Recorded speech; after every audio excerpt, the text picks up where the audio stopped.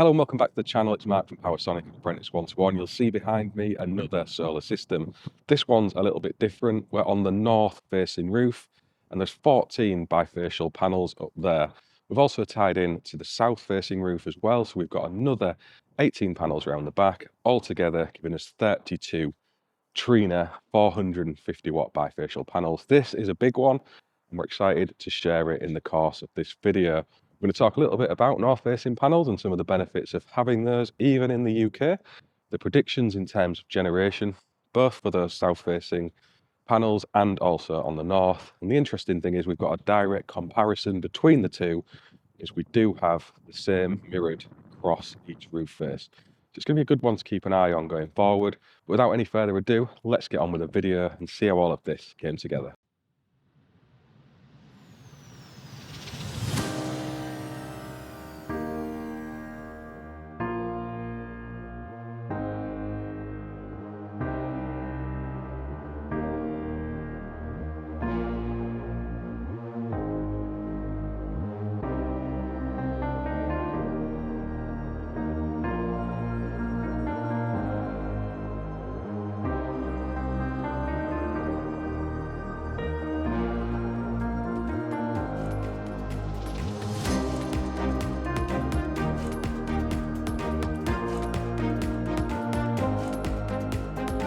So up on the roof there, you can see our 14 Trina 450 watt bifacial panels. And again, they're meshed. All of the scaffold has been taken away. So we started this job on the Monday and now here we are on the Thursday midday. The panels are all on. The inverter is working and commissioned and the scaffold has been removed front and back. And massive shout out to everyone who's helped on this project in achieving that. The scaffolders and the solar team pulled all the stops out pre-Christmas so the customer wasn't left with scaffolding up while we're all enjoying ourselves. So I'll show you some of the stuff inside. So we're here with the gateway and this allows for whole home backup. It's a bit of a beast. You can put heat pumps, other inverters, all sorts into this through the smart port. And then if you go off grid, you can choose to either leave them on, turn them off. There's more provision for other inverters to be inputted as well. We're still to label this one up, but we've got our SigEnergy, which is going into this inverter input here, and then the backup is basically your consumer units, house loads. So even if you lose electricity supply to the property, those will stay on so long as you have battery power in the system or even a backup generator running in through this smart port. The grid is basically your incoming supply from your energy supplier, and that gateway then looks after everything to make sure you make best use of the energy when you are in a grid tied state, but also when you go off grid, that you can keep things running that you want. You see we've got our DC isolators. We always pop these in separate to the inbuilt isolator within the inverter, and the SigEnergy does have one of those. We've got our AC isolator here, which is for the battery stack itself. That is currently living down here, and we've got 16 kilowatt hours of storage. So this is our SigEnergy over 10 kilowatt inverter. This will input and output 10 kilowatts of power into the home. So you can also charge from the grid at 10 kilowatts and export at 10 kilowatts subject to your G99 approval. So with the generation we've got on this across the two roof aspects, totaling 14 kilowatts, this is going to be able to make good use of that the bulk of the time. And the plan is, as the customer maybe adds a heat pump or such in the future, that this stack can grow.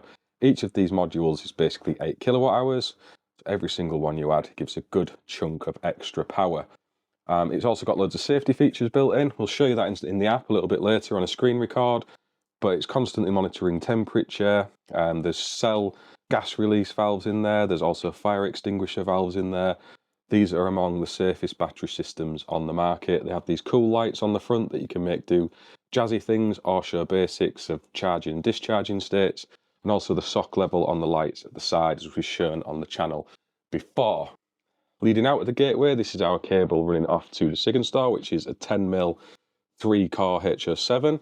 We've also got a comms cable that runs between the two products, so these two need a direct LAN cable to talk to each other. And we've got our tails in and out, basically the grid tails coming in and then the tails going off to the consumer unit. And we've trunked those up and away, as you'll see here, as neat and tidy as we can with our fire clips to make sure they're adequately protected. Customers currently on a 60 amp supply, but there are plans to upgrade that, which is why we're running new tails at 25mm as opposed to making use of the existing 16mm ones. So as you can see on the back here, we have also got 4 panels on this lower extension between the Veluxes.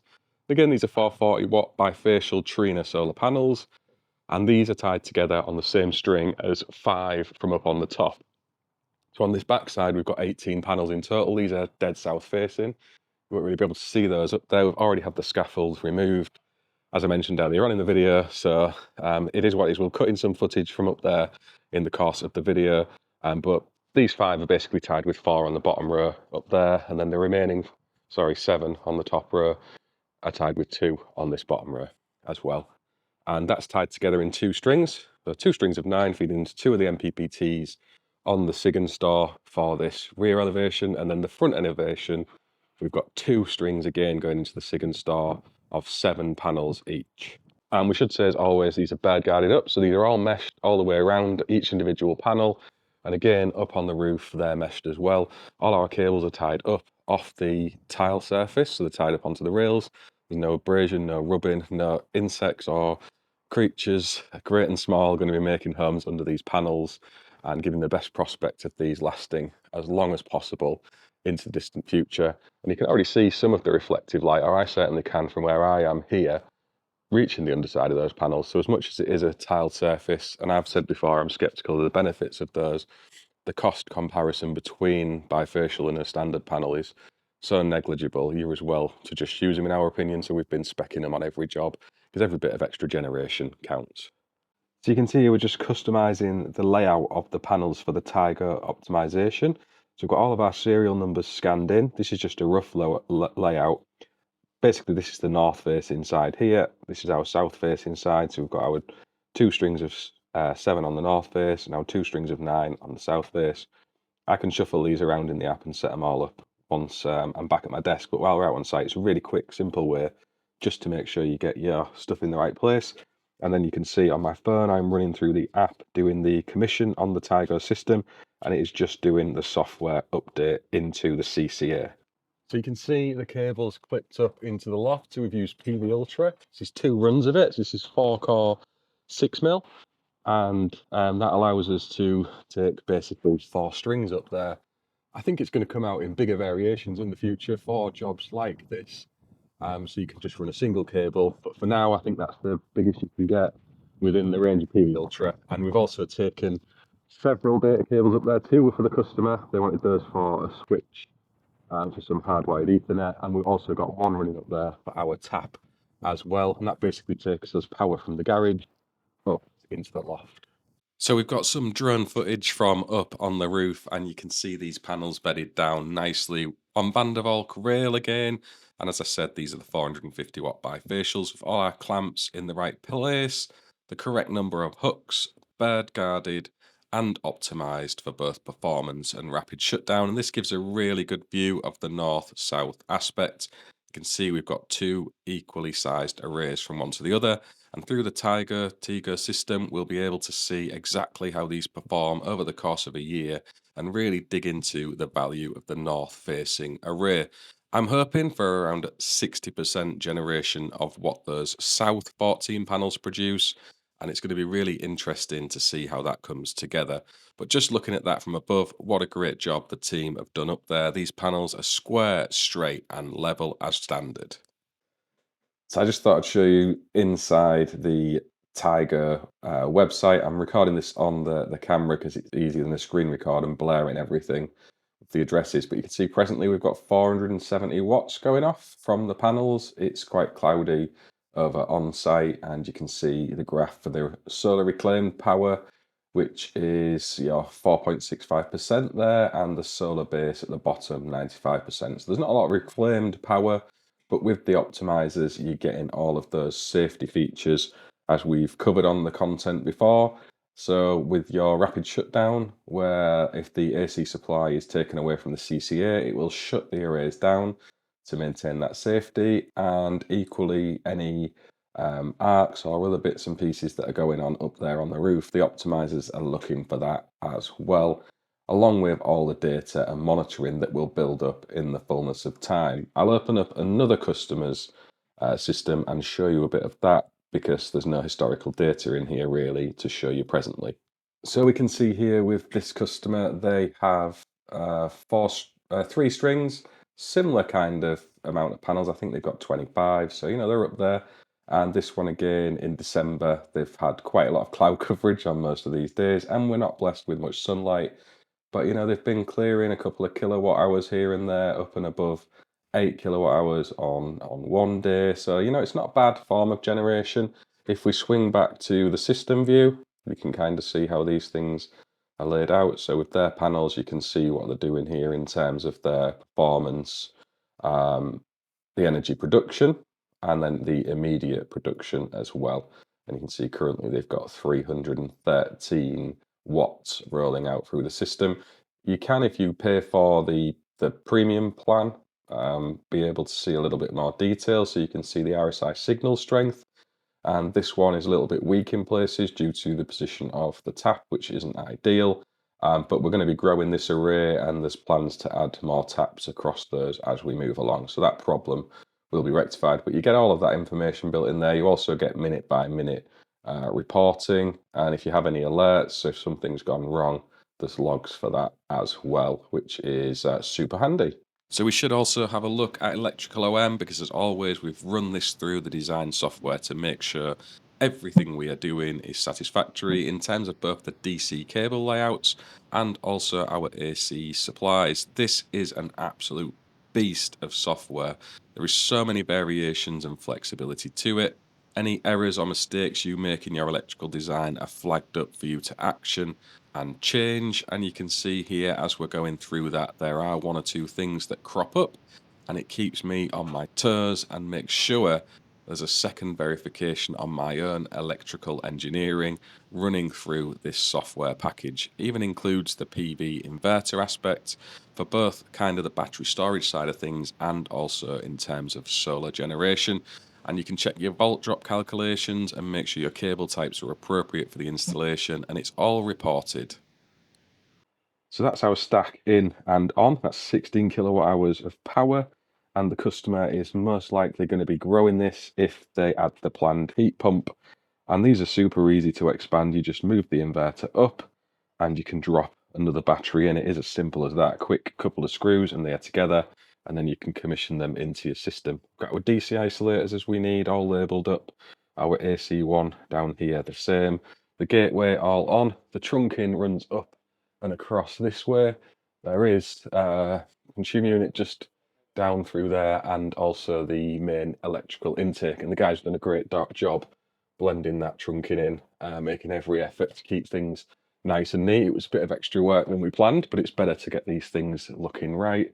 As always, if you're running off-grid, we've got all of the earthing considerations taken into account, and we've left length on our wiring, so if these do need shifting up, we're not impeding anything in doing so. So it should be quite a straightforward process, and I think that looks the absolute business. So you can see here in the app for SigEnergy, we've got the customer's installation, so it's replicated onto the screen in a residential house. We've got the SIG and store and the grid and the PV all serving those house loads. And you can see at the minute, the house is consuming 700 watts near enough. The PV is generating 400 and the grid is supplying the difference. So far today, we've had 2.44 kilowatt hours of generation. The customer's used 7.8. And you can see the peak in terms of production has just made it above a kilowatt. It has been a cloudy day. We've got all the graphs and references within there. Now, this will build up in the fullness of time. We can see here in the device settings, it shows the different states of the batteries and the inverters. If you click into those, you get a bit more information. And equally, you can have a look at real-time info. So if you want to see what the PV is doing as a instantaneous value, you can do that. If we click into the inverter again itself, we can have a look at that more closely. So if we go in and have a look via the SIG and store settings, we've got all of the connectivity options, maintenance, everything can be accessed from within there.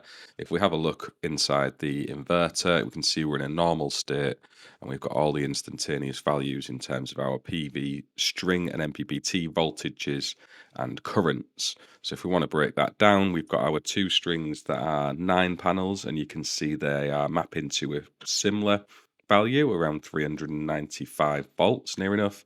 And then the ones over on the front elevation, these are shorter strings of just 7 panels each, and we're down at 257 to 300 volts. And that is because there is a little bit of shading on one row to the other. So they will slightly differ based on where the sun is in the sky. So those two smaller strings on the back are north facing.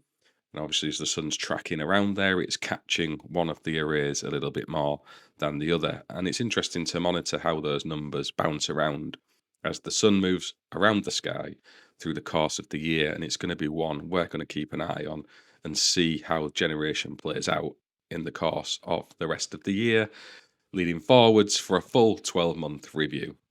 So I've just been getting the edit done on these videos, and hopefully it's useful information for other homeowners considering where to put solar PV on their houses, and also for installers to really look at those roof spaces that maybe aren't pointing in the traditional direction that we would be looking for. And as I've said, the proposed system is estimated to get around 60% of the generation that those south-facing panels will achieve. I've seen some other installers sharing some content on YouTube recently that kind of maps out in that way. It's going to be really interesting with this one as we move forward over the next few months to keep an eye on it. We're still in December now, so it's a tricky one in terms of generation as a whole anyway. But once we get into spring, towards the end of March, we'll be able to really start seeing how these are comparing. And I'll come back with a video in a year's time and we can have a look through this one and see exactly how it is done, both with the SigEnergy system and also through the Tigo app as well, Tigo app.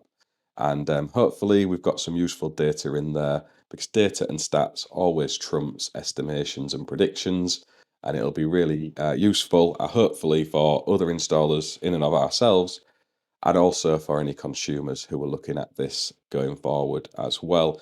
And just to mention that those two arrays on the roof are at 25 degrees in terms of the pitch, and they are pretty much bang on north to south split. And they are exactly the same panels, 450 watt Trina bifacials. They all have optimizers on there, so we can see panel by panel what each one is doing and will have done. And we can come back to that in the future. If you've got any predictions or any views around that, please do drop them in the comments. It'd be interesting to see what you all think. Or if you've got a system that is split in a similar way with some data to share, please drop that in the comments. If it links across to other social media posts or something on YouTube, that would be fantastic. But even just the data that you've collected yourselves, drop it in there. It'd be great for me to have a look at, and anyone else who's following along with this content to take into context alongside the video I'm sharing here. If you're a customer who's got a slightly more challenging installation or a system that you would like us to propose on, please do get in touch. There's a link in the description and also should be pinned to the first comment of this video.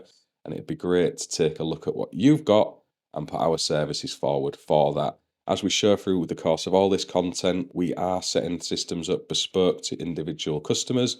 We are fitting BirdGuard to absolutely all of our systems, and we are optimizing not just in terms of performance, but also safety.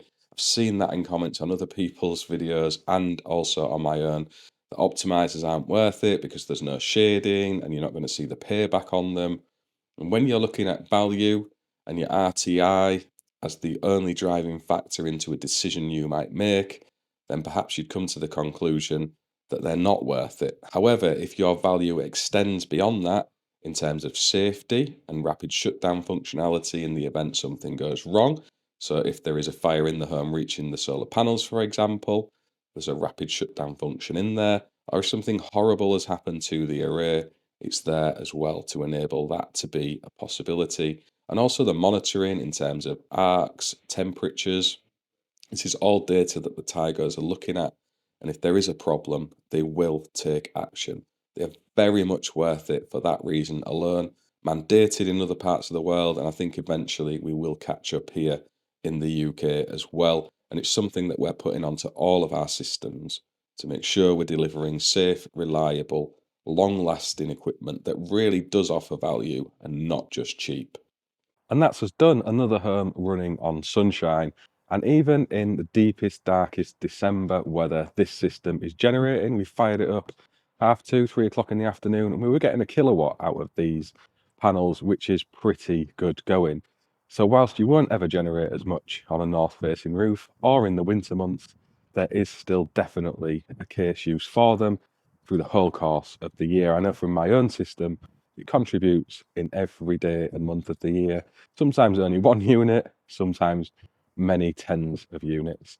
And that's the beauty of these systems. They are so long lasting and they deliver such great payback in that long-term view that it's an absolute no-brainer. So if you are a customer and you have been considering solar PV and battery storage and you want to work with some installers who are going to look after you and best propose a system to serve your purposes, then please do get in touch. Massive thanks to the customer on this job who was absolutely spoilt us rotten with teas, coffees, biscuits through the course of the work. And to everybody who helped us out on this installation, you are absolute rock stars. If you've got any questions in and around the normal content that's been shared in this video, please do drop them in the comments below. If this is out before Christmas, I hope you all have a great break and a happy new year. If it's out afterwards, I hope you've had a fantastic break away from work, time with family and friends, and are set for a fantastic 2025 ahead. We'll see you on the next one.